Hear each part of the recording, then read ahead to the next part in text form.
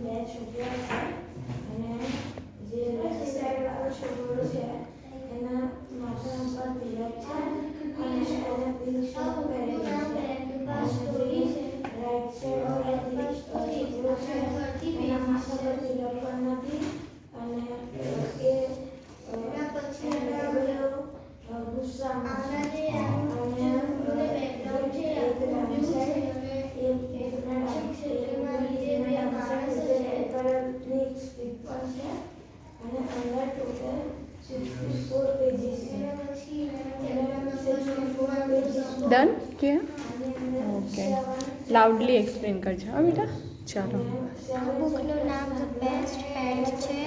Yes સ્ટાર્ટિંગમાં એના પેજમાં એક કાર્ટૂન ડ્રો કરેલું છે અને પછી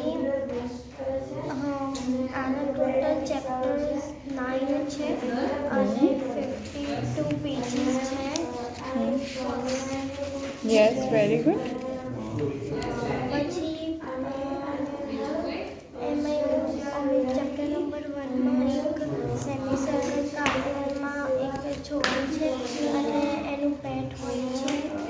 પછી એ અંકલની ઘરે જતો હોય છે અને એને ત્યારે એનું પેટ બહુ ગમી ગયું હોય તો એ ઘરે લઈ આવતો હોય છે તો એના પપ્પા ખુશ થતા હોય બહુ.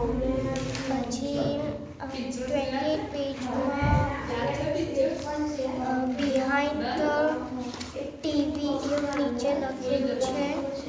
પછી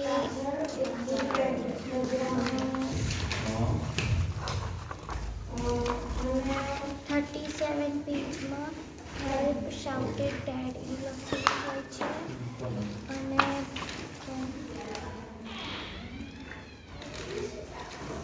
અને પછી એનું એક દિવસ એમને એનું આખું બેડરૂમ બહુ ગંદુ થઈ જતું હોય છે કેમ કે એ કેટે મસ્તી કરતી હોય છે.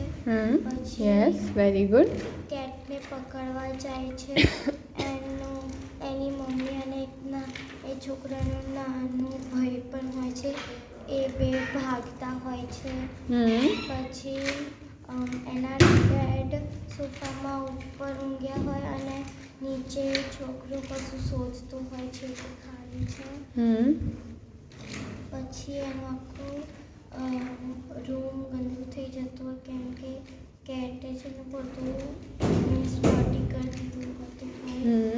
યસ વેરી ગુડ સુપર બહુ ફાઇન બોલું છું. પછી છે ને એક દિવસ કેટ ફ્રીજ ખોલીને એક છોકરો કેટમાંથી ફ્રીજ ખોલીને કેટ બાજુમાં હોય છે અને એ કશું આપતો હોય એ ફોટો દેખાડે છે.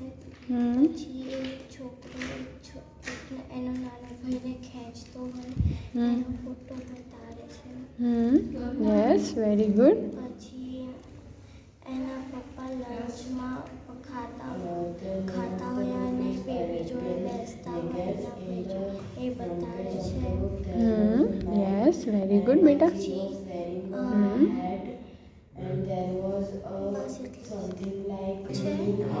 અને એના પાછળનો કલર પણ રેડ છે. એની ફ્રન્ટ પેજ ઉપર બોર્ડર બ્લુ કલરની છે. યસ વેરી ગુડ ગ્રીન કલરનું છે નીચે યલો કલરનું છે અને એક છોકરા અને એનું પેટનો ફોટો આપેલો છે અને અહીંયા ઉપર બ્લેક કલરથી હેડિંગ મારેલો હતો the best pet. Yes very good. Anything બીજું કંઈ કે આ હા એક વસ્તુ એના જે ઘરમાં લિવિંગ રૂમમાં જે ટેબલ હતું એ બધું તહેસ મહેસ થઈ જતું હોય. યસ વેરી અને ગુડ. છોકરું કેટને આમ પકડતો હોય